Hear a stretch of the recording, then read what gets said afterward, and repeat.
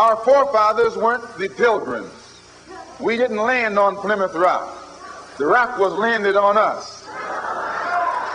Hello, hello. I would love for you guys to guess what is this ship behind me. I am in Plymouth, Massachusetts, so this is the Mayflower.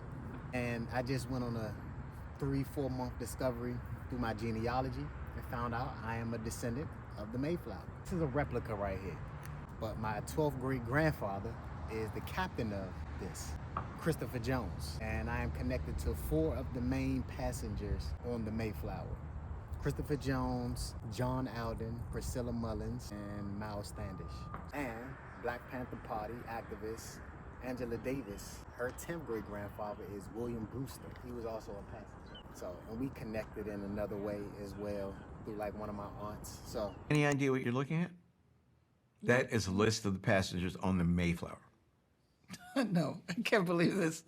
No, my ancestors did not come here on the Mayflower. Your ancestors came on the Mayflower. No. You are descended No. from one of the 101 people who sailed on the Mayflower. Oof. That's a little bit too much to deal with right now. Did you ever, in your wildest dreams, think that you may have descended from people who laid Never. the foundation Never. for this country? Never. Here are famous descendants of the Mayflower. so let me talk about something right quick. These pilgrims from England arrived in 1620 November, and this is the area is called Cape Cod, Massachusetts. And the indigenous people, the Wampanoag, and a couple of them. The Wampanoag helped these pilgrims survive that first winter. Like, it was a harsh, crazy winter, right? And they helped them survive. They taught them survival skills. They helped them with the food and everything. So the next year, the next fall in 1621, they had a 3-day feast. It was like 90 Wampanoag people, and there was 132 like total passengers on this, right? Like total, but like as far as the passengers, it was 102, and only half survived. Only 51 survived through that first harsh winter. So those 51, 52 people and 90 of the Wampanoag had a 3-day feast and celebrated that fall for surviving, you know, that first year. So that is what's called the first Thanksgiving, but they don't tell you the real story of the real Thanksgiving. So 16 years later, the official Thanksgiving was made in 1637 when the English settlers had a battle called the Mystic Massacre. And it was the English settlers with their Native American allies. Their allies were the Narragansett and the Mohegan. And it was a battle against the Pequot people, and they slaughtered them. And after that battle, after the Mystic Massacre, is when the governor, John Winthrop, made Thanksgiving an official holiday. Literally after that. So when you celebrate Thanksgiving, you celebrate the genocide of the Pequot people. We're not Americans. We are Africans who happen to be in America. We were kidnapped from Africa. We didn't land on Plymouth Rock. That rock landed on us.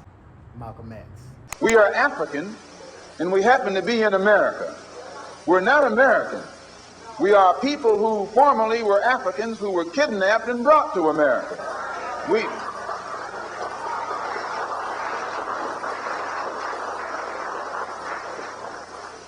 Our forefathers weren't the pilgrims. We didn't land on Plymouth Rock. The rock was landed on us. Do you know what this rock symbolizes? It symbolizes colonization, the extermination of the native people of Cape Cod, Massachusetts.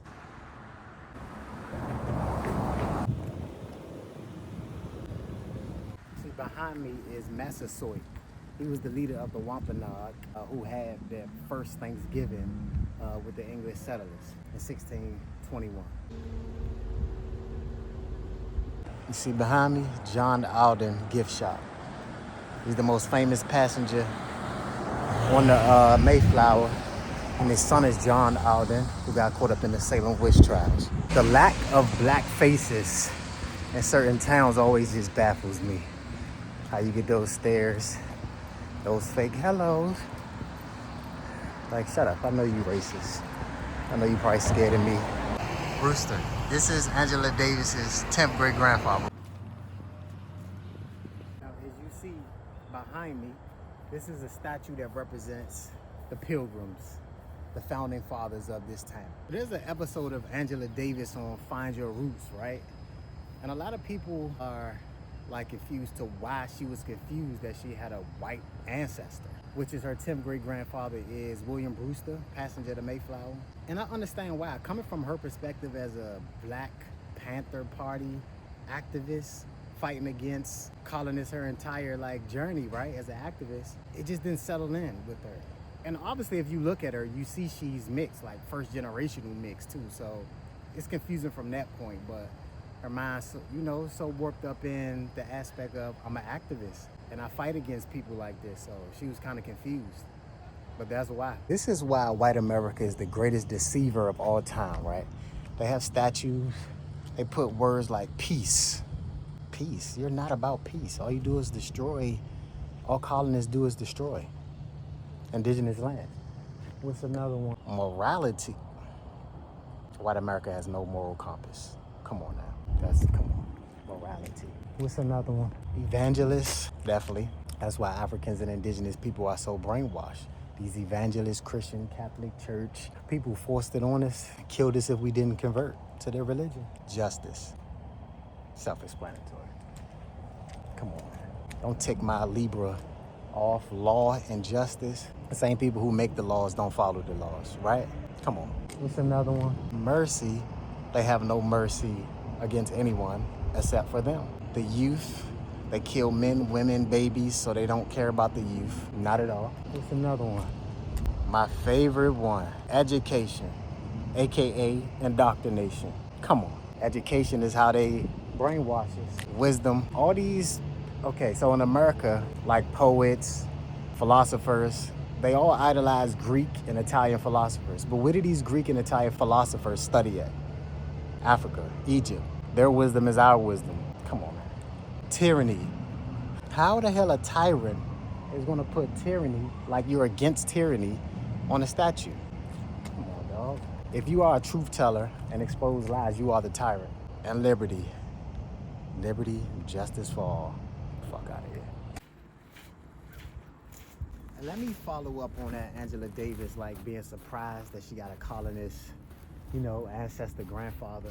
When I'm doing my genealogy and I see all these ancestors coming from England and stuff like that, Massachusetts, everywhere, all come from England, some from Ireland, Scotland, but mainly England, because those are the main pilgrims and colonists that came to the Americas, right? And to here, this America, North America. I accept the truth, whether it's bad ancestors, good ancestors, because I am a realist and I understand, obviously, it's of course I'm gonna have some racist ass ancestors. It's just about good and bad. It's I align with my great ancestors, the ones, whether they white or black, if they done great stuff. I align with them spiritually, right? But obviously, colonization and racism warps our minds and have us doing things and thinking with emotions first instead of reality, right?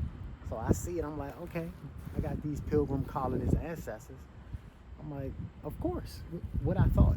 What the hell? I'm not going, and it's even to what Malcolm X say, his mom, she was mixed. He say she looked like a white woman, basically. Hello, Siegel. And he hated, he was like, I hate every white drop of blood of his grandfather. He's a quarter white. But for me, I don't hate it. It is what it is, because I accept it. I understand history. I understand reality. I'm just not gonna operate like them. That's all. I operate, like the indigenous and the aboriginal, the original people of the earth. So I'm not gonna operate in no type of colonist ways. No type. We deprogram our minds to reprogram our minds.